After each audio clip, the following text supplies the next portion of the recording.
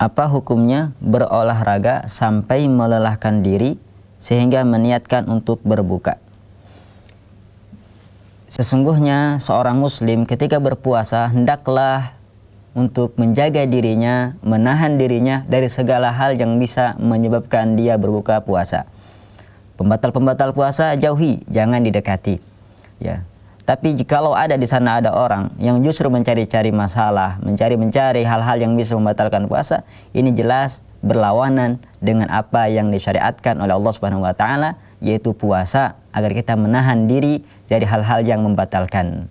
Oleh karenanya, bagi orang yang berolahraga sampai melelahkan dirinya, membuatnya capek, ya tidak bisa tertahan lagi sehingga harus minum, maka ini jelas perbuatan yang tidak boleh, ya tidak boleh dilakukan. Seharusnya kita menjaga diri dari hal-hal yang membatalkan puasa. Berolahraga sah-sah saja, bahkan bagus berolahraga. Akan tetapi jangan sampai berlebihan dalam berolahraga sehingga menyebabkan Anda akan batal puasa Anda, menyebabkan Anda berbuka puasa.